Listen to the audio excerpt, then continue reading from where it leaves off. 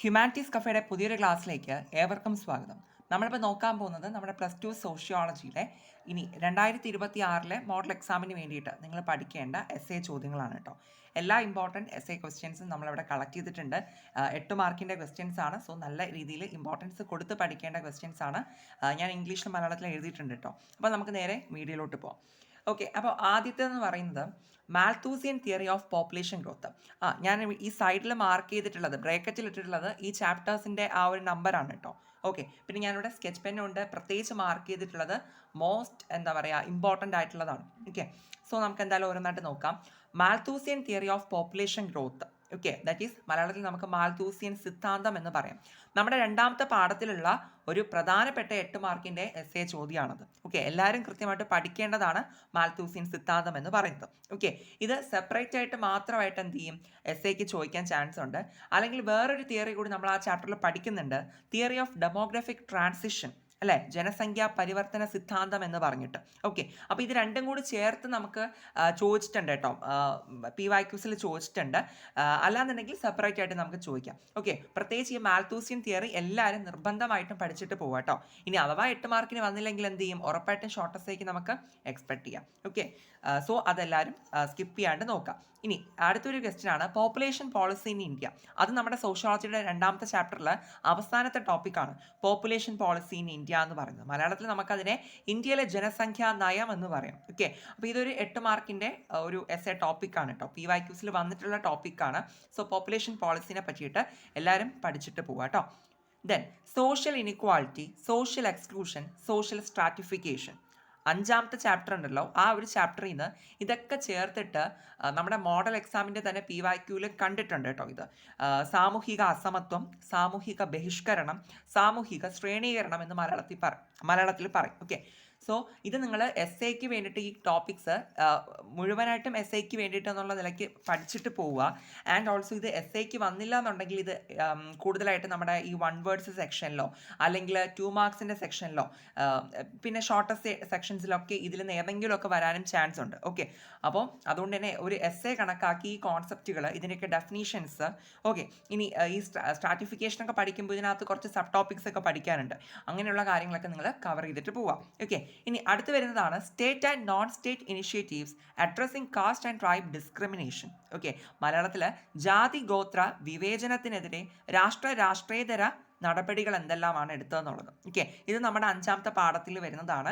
ഇതൊരു പ്രധാനപ്പെട്ട ഒരു ടോപ്പിക്കാണ് കേട്ടോ.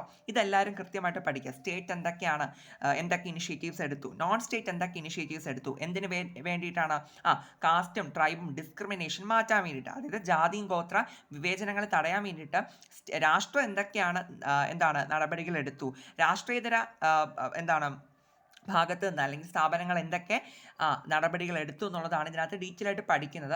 ഓക്കെ, കുറേ അവകാശങ്ങളെ പറ്റിയിട്ടും ആർട്ടിക്കിൾസും ഒക്കെ പഠിക്കുന്നുണ്ട്. അതെല്ലാം നിങ്ങൾ നോട്ട് ചെയ്ത് പഠിച്ചിട്ട് പോകും കേട്ടോ. ഇനി അടുത്ത് വരുന്നൊരു ചോദ്യമാണ് ആദിവാസി സ്ട്രഗിൾ, ആദിവാസി സമരത്തെ പറ്റിയിട്ട് എഴുതാൻ വേണ്ടിയിട്ട്. ഇത് നമ്മുടെ 5ാമത്തെ പാഠത്തിൽ വരുന്ന ഒരു ടോപ്പിക്കാണ്. 8 മാർക്കിൻ്റെ ഒരു ടോപ്പിക്കാണ് കേട്ടോ, ആദിവാസി സമരം. അപ്പോൾ എല്ലാവരും എന്താണ് ആദിവാസികൾ അനുഭവിക്കുന്ന പ്രശ്നങ്ങളും, ഓക്കെ, അതിനെതിരെ എന്ത് ചെയ്യാമെന്നുള്ള കാര്യം, അങ്ങനെയുള്ള ഡീറ്റെയിലേഷനോടുകൂടി തന്നെ ആ ഒരു ടോപ്പിക്ക് പഠിക്കുക.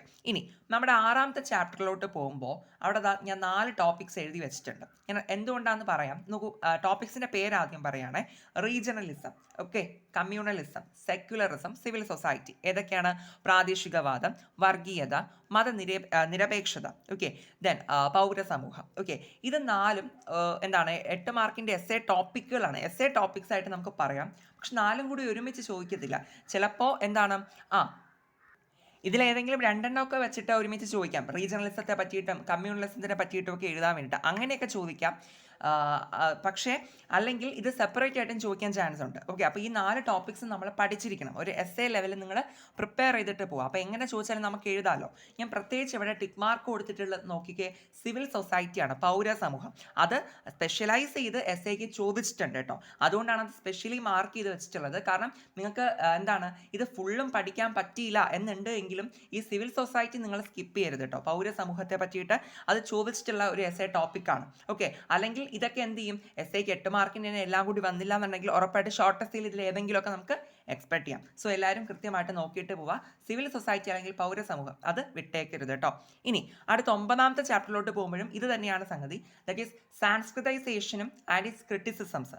സംസ്കൃതവൽക്കരണവും അതിൻ്റെ വിമർശനങ്ങളും, അതുപോലെ തന്നെ വെസ്റ്റേണൈസേഷൻ അല്ലെങ്കിൽ പാശ്ചാത്യവൽക്കരണം അല്ലേ, മോഡേണൈസേഷൻ ആൻഡ് സെക്യുലറൈസേഷൻ, അതായത് ആധുനികവൽക്കരണവും മതേതരവൽക്കരണവും. ഓക്കെ, അപ്പോൾ ഇതൊക്കെയും ഓരോരോ എസ്സേ ടോപ്പിക്കുകളാണ്. ചിലപ്പോൾ 2 വെച്ചിട്ടൊക്കെ അങ്ങനെ ചോദിക്കാം, അല്ലെങ്കിൽ സെപ്പറേറ്റ് ആയിട്ടും ചോദിക്കാൻ ചാൻസ് ഉണ്ട്. ഓക്കെ, പ്രത്യേകിച്ച് ഞാനിവിടെ മാർക്ക് ചെയ്തിട്ടുള്ളത് ഏതാണ്, സാൻസ്ക്രിറ്റൈസേഷൻ ആൻഡ് ഇറ്റ്സ് ക്രിറ്റിസിസംസ്. ഇത് ഭയങ്കര എന്താ പറയുക, വെരി വെരി ഇമ്പോർട്ടൻ്റ് എന്ന് നമുക്ക് പറയാം. ഓക്കെ, ഈ ഒരു സംഭവം ഇത് സാൻസ്ക്രിറ്റൈസേഷൻ മാത്രം പഠിച്ചാൽ പോരാ, അതിൻ്റെ വിമർശനങ്ങൾ കൂടി നമ്മൾ പഠിക്കണം. അതുകൂടി ചേർത്തിട്ടാണ് 8 മാർക്കിന് നമുക്ക് ചോദിക്കുന്നത്. ഇത് 9ാമത്തെ ചാപ്റ്ററിലാണ് ഈ ടോപ്പിക്സ് ഒക്കെ വരുന്നത് കേട്ടോ. അപ്പം നിങ്ങൾ ഇതെല്ലാം ഒരു എസ്സേ അല്ലെങ്കിൽ ഷോർട്ട് എസ്സേ എന്നുള്ള നിലയ്ക്ക് കണ്ടു തന്നെ ഈ ടോപ്പിക്സ് ഒക്കെ അപ്രോച്ച് ചെയ്യുക, പഠിക്കുക. പിന്നെ പ്രത്യേകിച്ച് ഈ സാൻസ്ക്രിറ്റൈസേഷൻ അത് എന്താണ് പറയുക, മോസ്റ്റ് ഇമ്പോർട്ടൻ്റ് ആണ് കേട്ടോ. ഞാൻ പ്രത്യേകിച്ച് ടിക്ക് മാർക്ക് വെച്ചിട്ടുണ്ട്, സംസ്കൃതവൽക്കരണവും അതിൻ്റെ വിമർശനവും. ഓക്കെ, അപ്പോൾ അത് ക്ലിയർ ആയിട്ട് അത് നിങ്ങൾ സ്കിപ്പ് ചെയ്യരുത്, അത് പ്രത്യേകിച്ച് പഠിച്ചിട്ട് പോകാം. ബാക്കി നിങ്ങൾ നോക്കുക കേട്ടോ.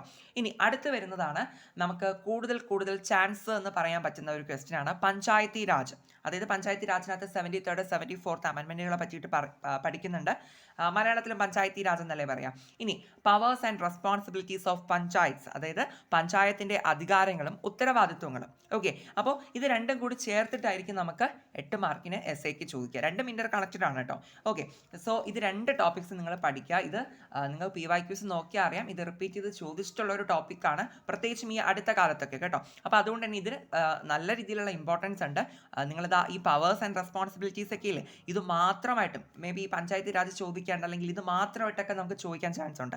അപ്പോൾ പ്രത്യേകിച്ച് ഇത് ഫുള്ളി ഈ ടോപ്പിക്കിനകത്ത് എന്തൊക്കെ കാര്യങ്ങളുണ്ടോ അതെല്ലാം കൃത്യമായിട്ട് എന്ത് ചെയ്യുക, എല്ലാവരും പഠിച്ചിട്ട് തന്നെ പോകണം കേട്ടോ. കാരണം നമുക്കത് പബ്ലിക് എക്സാമിന് ഉൾപ്പെടെയുള്ള കാര്യം ഞാൻ പറയുന്നത് കേട്ടോ. നല്ല ചാൻസ് ഉണ്ട് അത്. പിന്നെ അത് മാത്രമല്ല, ഈ ഒരു ക്വസ്റ്റ്യനും ഈ പഞ്ചായത്ത് രാജിന് കൊടുക്കുന്ന അതേപോലെ ഒരു ഇമ്പോർട്ടൻസ് തന്നെ അടുത്ത ക്വസ്റ്റ്യനും കൊടുക്കാത്ത ഇതാണ് കേട്ടോ. Green revolution and its social consequences, ഹരിത വിപ്ലവവും അതിൻ്റെ സാമൂഹിക പ്രത്യാഘാതങ്ങളും. ഓക്കെ, നമ്മുടെ 11ാമത്തെ ചാപ്റ്ററിലുള്ളതാണ്. ഞാൻ ഒരു കാര്യം പറയാൻ വിട്ടുപോയി, ഈ പഞ്ചായത്ത് രാജിൻ്റെ ക്വസ്റ്റ്യൻ എവിടെയാ, 10ാമത്തെ പാഠത്തിലാണ്. ഓക്കെ, 10ാമത്തെ ചാപ്റ്ററിലാണ് ഈ ഒരു പവേഴ്സ് പഞ്ചായത്തുകളെ പറ്റിയിട്ടൊക്കെ നമ്മൾ പഠിക്കുന്നത് കേട്ടോ. ഇനി 11ാമത്തെ ചാപ്റ്ററിലാണ്, തൊട്ടടുത്ത ചാപ്റ്ററിലാണ് ഗ്രീൻ റെവല്യൂഷനും അതിൻ്റെ സോഷ്യൽ കോൺസിക്വൻസസിനെ പറ്റിയിട്ട് നമുക്ക് ടോപ്പിക്ക് വരുന്നത്. ഇതും വളരെ ഇമ്പോർട്ടൻ്റ് ആണ്. റീസെൻ്റ് ആയിട്ട് ഒരുപാട് തവണ റിപ്പീറ്റ് ചെയ്ത് ചോദിച്ചിട്ടുണ്ട്. സോ എന്ത് ചെയ്യുക, ഇത് രണ്ടും നിങ്ങൾ സ്കിപ്പ് ചെയ്യരുത് കേട്ടോ. ഞാൻ ഒരിക്കൽ കൂടി പറയാണ്, ഇത് 2 ക്വസ്റ്റ്യൻ നിങ്ങൾ സ്കിപ്പ് ചെയ്യരുത്, നല്ല ചാൻസ് ഉണ്ട് കേട്ടോ.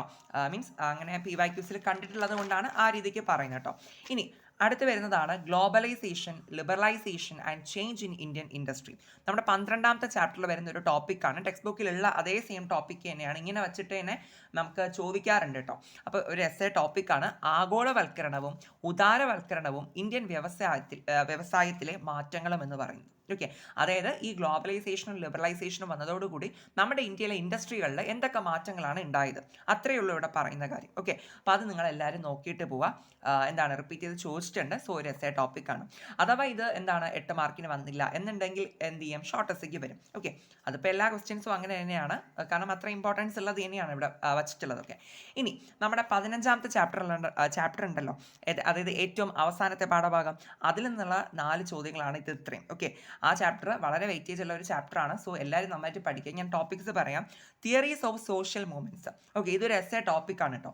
സാമൂഹിക പ്രസ്ഥാനങ്ങളുടെ സിദ്ധാന്തങ്ങൾ, പ്രധാനമായിട്ടും 3 സിദ്ധാന്തങ്ങൾ അല്ലെങ്കിൽ 3 തിയറികളെ പറ്റിയിട്ട് നമ്മൾ പഠിക്കുന്നുണ്ട്.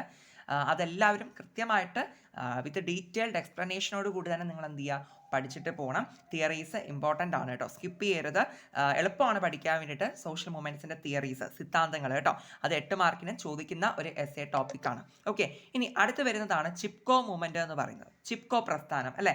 അപ്പോൾ ചിപ്കോ മൂവ്മെൻറ്റിനെ പറ്റിയിട്ടും എന്ത് ചെയ്യുക, എല്ലാവരും കൃത്യമായിട്ട് പഠിച്ചിട്ട് പോവുക. ഓക്കെ, അതും ചോദിച്ചിട്ടുണ്ട്. ഇനി ഈ ചിപ്കോ പ്രസ്ഥാനമൊക്കെ നമുക്ക് 6 മാർക്കിൻ്റെ ഷോർട്ട് എസ്സേ ലെവലിലും ഒക്കെ പ്രതീക്ഷിക്കാൻ പറ്റുന്ന ചോദ്യമാണ് കേട്ടോ. ഈ ചിപ്കോ ഒക്കെ നമ്മൾ പൊളിറ്റിക്സിലും പഠിക്കുന്നുണ്ടല്ലോ, അതുകൊണ്ട് എല്ലാവർക്കും അറിയുന്നുണ്ടായിരിക്കും. ഇനി അടുത്ത് വരുന്നതാണ് ദളിത് മൂവ്മെൻറ്റ്. മൂവ്മെൻറ്റ്, ദളിത് പ്രസ്ഥാനം എന്ന് പറയുന്നത്. ഓക്കെ, ഇതും ഇമ്പോർട്ടൻ്റ് തന്നെയാണ്. എന്താണ് ഇതും നമുക്ക് 8 മാർക്കിന് ചോദിക്കാൻ ചാൻസ് ഉണ്ട്. ഇനി വിമൻസ് മൂവ്മെൻറ്റ്, അതിൽ ഏറ്റവും അവസാനത്തെ ടോപ്പിക്കാണ് വിമൻസ് മൂവ്മെൻറ്റ്, വനിതകളുടെ പ്രസ്ഥാനം എന്ന് പറയുന്നത്. അപ്പോൾ സ്ത്രീകൾ നേരിട്ടിട്ടുണ്ടായിരുന്ന പ്രശ്നങ്ങളും അവരതിനെ എങ്ങനെ അതിനെതിരെ പോരാടിയതും അങ്ങനെയുള്ള കാര്യങ്ങളൊക്കെ നമ്മൾ അതിനകത്ത് പഠിക്കുന്നുണ്ട്. അതെല്ലാം ഡീറ്റെയിൽ ആയിട്ട് എന്ത് ചെയ്യുക, നോക്കിയിട്ട് പോവുക കേട്ടോ. ഓക്കെ, അപ്പോൾ ഇത്രയും ടോപ്പിക്സ് അതിനകത്തുള്ള ആ ഒരു ചാപ്റ്ററിലുള്ള എസ്സേ ടോപ്പിക്കുകളാണ്. ഇതെല്ലാം കൂടി 8 മാർക്കിന് വരുമെന്നല്ല ഞാൻ പറയുന്നത്, ഇതിലേതെങ്കിലുമൊക്കെ നമുക്ക് എക്സ്പെക്ട് ചെയ്യാം. ഓക്കെ, അഥവാ വന്നില്ലെങ്കിൽ 6 മാർക്കിൻ്റെ ഷോർട്ട് എസ്സേയിലും നമുക്ക് പ്രതീക്ഷിക്കാം കേട്ടോ. ഓക്കെ, അപ്പോൾ അതുകൊണ്ട് തന്നെ ഇതൊക്കെ ചോദിച്ചിട്ടുള്ളതുമാണ് കേട്ടോ എസ്സേക്ക് വേണ്ടിയിട്ട്. അപ്പോൾ അതുകൊണ്ട് തന്നെ നമുക്ക് ഇതിലേതെങ്കിലുമൊക്കെ നമുക്ക് എക്സ്പെക്ട് ചെയ്യാം. സോ എല്ലാവരും 8 മാർക്കിന് കണക്കാക്കി ഈ ടോപ്പിക്സുകളൊക്കെ പഠിച്ചിട്ട് പോവാം. ഓക്കെ, ഞാനിവിടെ മാർക്ക് ചെയ്ത് വെച്ചിട്ടുള്ളത് ഒന്നുകൂടി ഒന്ന് പറയാണ്, അതൊക്കെ ഇമ്പോർട്ടൻ്റ് ആണ് എന്നുകൂടി ജസ്റ്റ് ഒന്ന് അറിയിക്കാൻ വേണ്ടിയിട്ട്. That is Malthusian theory of population growth, Malthusian സിദ്ധാന്തം. പിന്നെ ഈ ഒരു കാര്യം സ്റ്റേറ്റ് ആൻഡ് നോൺ സ്റ്റേറ്റ് ഇനിഷ്യേറ്റീവ്സിനെ പറ്റിയിട്ട്, ജാതി ഗോത്ര വിവേചനത്തിനെതിരെ രാഷ്ട്രീയതര നടപടികൾ എന്തൊക്കെയായിരുന്നു എന്നുള്ളത്, സിവിൽ സൊസൈറ്റി പൗരസമൂഹത്തെ പറ്റിയിട്ട് സംസ്കൃതവൽക്കരണവും അതിൻ്റെ വിമർശനങ്ങളും, Sanskritization and its criticisms, panchayati രാജും powers and responsibilities of panchayat. Okay, പഞ്ചായത്തിൻ്റെ അധികാരങ്ങൾ അത് കൃത്യമായിട്ട് നോക്കുക. ഗ്രീൻ റവല്യൂഷനും അതിൻ്റെ കോൺസിക്വൻസസ് നോക്കുക, ദറ്റ് ഈസ് ഹരിത വിപ്ലവം. പിന്നെ അതുപോലെ തന്നെ ഈ ഗ്ലോബലൈസേഷൻ, ഈ ഒരു ടോപ്പിക്ക്, പിന്നെ ഈ ടോപ്പിക്സുകളൊക്കെ തിയറീസ് ഓഫ് സോഷ്യൽ മൂവ്മെൻറ്റും ചിപ്കോയും വിമൻസ് മൂവ്മെൻറ്റും ഒക്കെ. ഓക്കെ, കാരണം ഇതൊക്കെ മോഡൽ എക്സാമിൻ്റെ തന്നെ PYQs നന്നായിട്ട് കണ്ടിട്ടുണ്ട് 8 മാർക്കിന് കേട്ടോ. അതാണ് ഞാൻ വീണ്ടും അത് മാർക്ക് ചെയ്ത് വെച്ചിട്ടുള്ളത്. ഓക്കെ, അപ്പോൾ ഇത്രയൊക്കെയാണ് മെയിനായിട്ടുള്ള എസ്സേ ടോപ്പിക്കുകൾ എന്ന് പറയുന്നത്. അപ്പോൾ നിങ്ങൾ എന്ത് ചെയ്യുക, കൃത്യമായിട്ട് എല്ലാവരും പഠിച്ചിട്ട് പോവുക.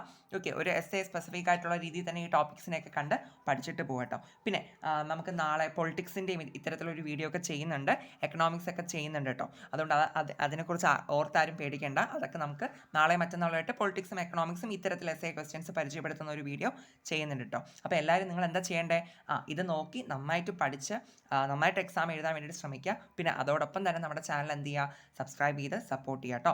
ഹൈപ്പ് തരാൻ കൂടി മറക്കരുത്, ലൈക്ക് ചെയ്യുക. ഓക്കെ, അപ്പോൾ ഇനി എന്തെങ്കിലും നിങ്ങൾക്ക് ഡൗട്ട്സ് വന്നിട്ടുണ്ടെന്നുണ്ടെങ്കിൽ അത് എന്ത് ചെയ്യുക, കമൻറ്റ് സെക്ഷനിൽ അറിയിക്കാം. Okay, thank you.